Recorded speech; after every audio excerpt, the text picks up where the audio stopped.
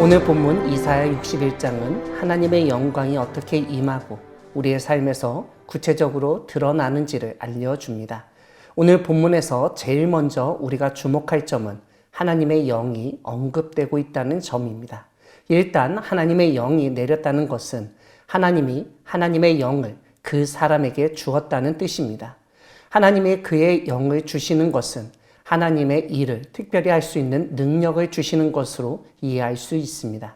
무엇보다 구약에서 하나님의 영이 내리고 하나님이 기름을 부으셨다는 말은 하나님이 특별한 사람을 하나님의 일꾼으로 삼으시고 일을 하시게 할 때 사용됩니다.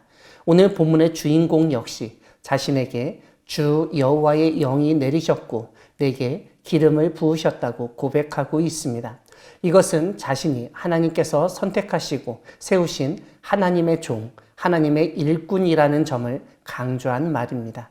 오늘 본문은 하나님이 하나님의 영을 주시고 기름을 부으셔서 하게 하신 일이 무엇인지를 구체적으로 알려줍니다. 첫 번째로 가난한 자에게 아름다운 소식을 전하게 하심이라고 설명합니다.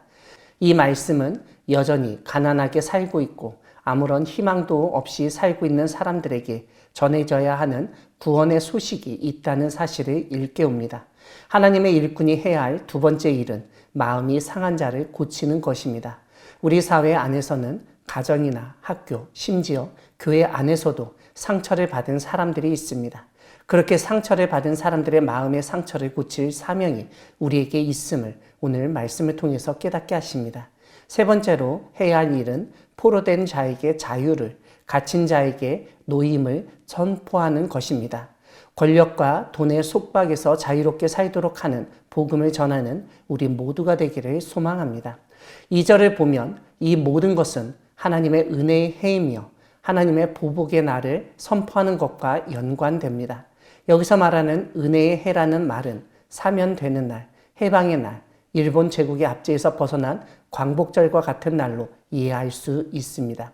오늘 본문 뒷부분은 아름다운 소식을 듣고 마음이 상하였다가 고침을 받은 자들, 자유케 되고 노임받은 자들, 슬픔을 위로받았던 자들이 하는 일들을 다루고 있습니다.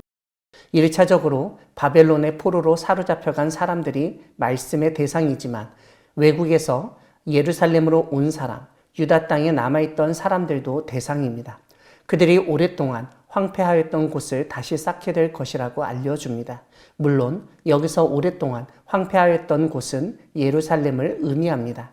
이렇게 황폐하였던 성읍이 다시 건설되고 사람들이 살아갈 수 있는 기반 시설이 확충된 후에는 이전처럼 양떼를 치고 농사를 짓고 포도원을 가꿀 수 있게 될 것도 알려주십니다. 그래서 예루살렘에 사는 사람들이 목자와 농부와 포도원 지기로 그 땅에서 일하며 살게 될 것을 약속하십니다.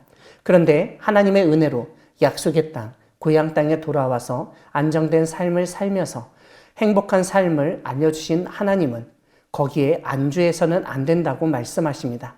하나님이 그들을 그 땅으로 부르시고 회복시키시고 일을 할 수 있도록 하신 것은 그들이 감당할 몫이 있기 때문임을 잊어서는 안 된다는 뜻입니다. 오늘 본문 6절은 예루살렘의 회복과 더불어서 하나님이 가지고 계셨던 놀라운 계획을 깨닫게 만듭니다. 예전에 이스라엘 안에서는 12지파에서 특별히 분리된 레위 지파가 제사장의 역할을 감당했었는데 이제 이스라엘이 레위 지파처럼 온 이방 민족을 위한 제사장직을 감당해야 함을 알려줍니다. 6절에서 여호와의 제사장이라고 하면서 뒤에서는 하나님의 봉사자라고 부르고 있는 점에 주목할 필요가 있습니다. 6절 뒷부분을 보면 그렇게 하나님 앞에서 온전히 봉사하는 제사장이 되었을 때 주어지는 상급에 대해서 알려줍니다. 이방 나라들의 재물을 먹으며 그들의 영광을 얻어 자랑하게 될 것이라고 말씀하십니다. 사랑하는 광야교회 성도 여러분, 하나님은 우리를 이 세상에서 제사장으로 하나님의 봉사자로 부르셨습니다. 하나님의 제사장, 하나님의 봉사자라고 해서 그냥 이름도 없이 빚도 없이 아무것도 없이 일을 하기만 하는 것이 아니라 이방 나라들의 재물도 먹고 영광도 얻어 자랑할 수 있음을 알려주십니다. 10절을 보면 이렇게 하나님의 제사장, 하나님의 봉사자는 여호와로 말미암아 크게 기뻐하며 즐거워하게 됩니다.